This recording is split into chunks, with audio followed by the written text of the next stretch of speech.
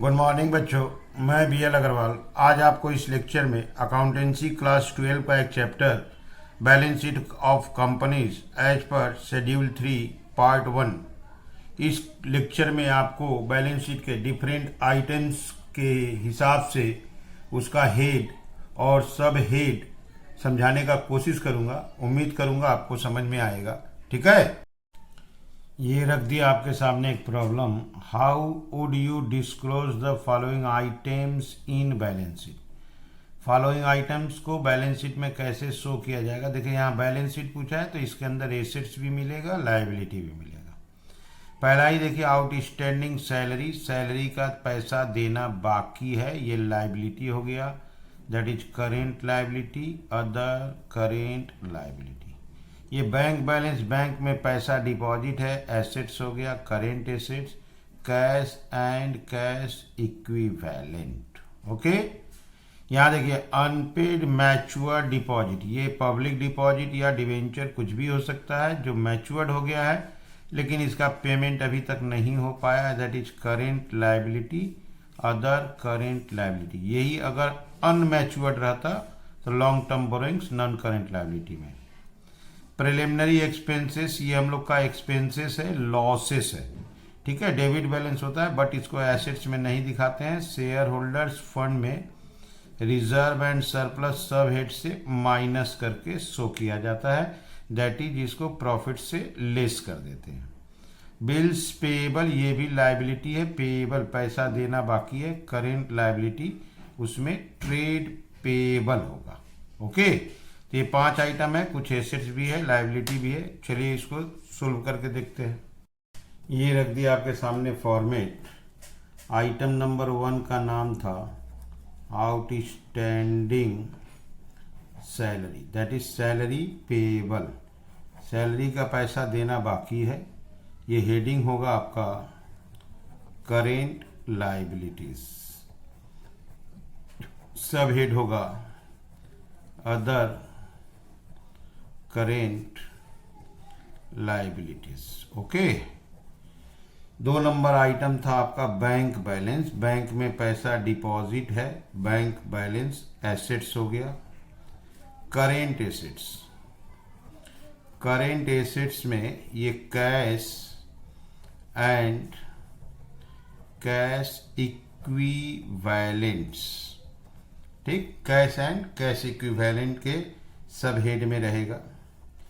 Serial number 3 है आपका unpaid matured deposits, maturity हो गया है, पैसा वापस नहीं किए हैं, that is current liabilities.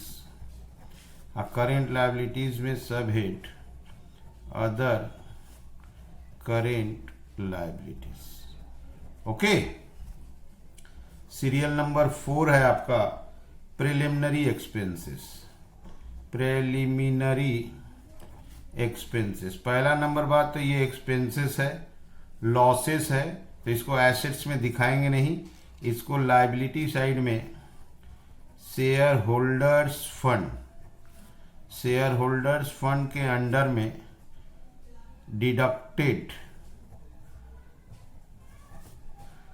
From reserve and surplus, reserve and surplus जो सब हेड है उसमें से ये लॉस है माइनस करके शो करेंगे। Number 5 bills payable, payable that is liability हो गया, लायबिलिटी में करेंट लायबिलिटीज, करेंट लायबिलिटीज में एक नाम आता है आपका ट्रेड पेएबल्स। ट्रेड पेएबल्स में 2 ही चीज आता है, एक क्रेडिटर और दूसरा बिल्स पेएबल। ठीक है, तो ऐसे करके आइटम का नाम लिखे, आउटस्टैंडिंग सैलरी, पैसा देना बाकी है, current liability, other current liability. ये देखिए अनपेड मैच्योर डिपॉजिट, ये भी current liability, other current liability. Bills payable liability है, current liability, trade payable. Okay, bank balance हमारा एसेट्स है, cash and cash equivalent. Preliminary expense debit balance, loss है, इसको shareholders fund reserve surplus से deduct करके दिखा देंगे। ठीक है, चलिए चलते हैं नेक्स्ट प्रॉब्लम की तरफ।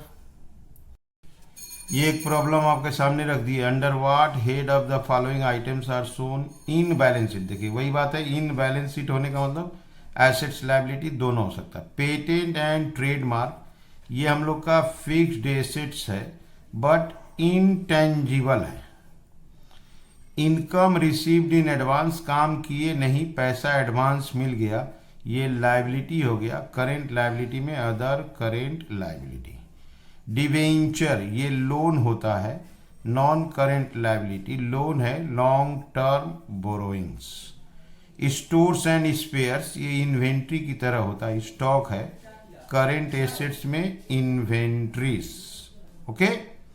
मोटर व्हीकल फिक्स्ड एसेट्स हुआ, मोटर कार, मोटर व्हीकल्स ये फिक्स्ड एसेट्स टेंजिबल हुआ।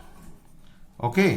गवर्नमेंट सिक्योरिटीज इसमें पैसा इन्वेस्ट किया हम लोग, ये नॉन करेंट इन्वेस्टमेंट हुआ, नॉन करेंट एसेट्स में होता है नॉन करेंट इन्वेस्टमेंट। यहां देखिए ये इन्वेस्टमेंट में देखिए uncalled liability on partly paid shares, हम लोग कोई कंपनी का शेयर परचेज किए, इन्वेस्टमेंट किए हैं, उसमें अभी पैसा देना बाकी है, कंपनी जब डिमांड करेगा तो पैसा देंगे, तो ये हो गया कंटिंजेंट। ये बैलेंस शीट में नहीं आएगा, बैलेंस शीट के बाद नोट्स टू अकाउंट में शो करते हैं कंटिंजेंट लायबिलिटी हुआ। ठीक है, तो ऐसे करके ये 7 आइटम्स है, चलिए इसको भी सोल्व करके देखते हैं। ओके, ये रख दिए फॉर्मेट। एक नंबर था आपका patents, patent and trademarks.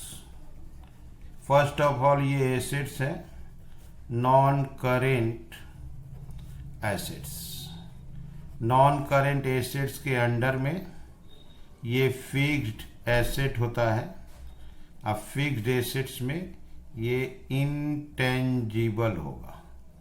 Okay, तो पेटेंट एंड ट्रेडमार्क हम लोग का फिक्स्ड एसेट इंटेंजिबल होता है, ये सब हेड हुआ, और इसका हेड हुआ नॉन करेंट एसेट्स। क्लियर है? इसमें 2 नंबर नाम दे रहा है income received in advance. Income received in advance, हम लोग एडवांस में पैसा पा गए, ये हम लोग का लायबिलिटी हो गया, करेंट लायबिलिटीज। एडवांस में पैसा मिल चुका है, करेंट लायबिलिटीज में सब हेड अदर करेंट लायबिलिटीज। ठीक है, इसमें एक नाम आता है कॉल्स इन एडवांस, वही हुआ income received in advance, money received in advance, current liability होता है अदर करेंट लायबिलिटी। ठीक, नंबर 3 है डिवेंचर।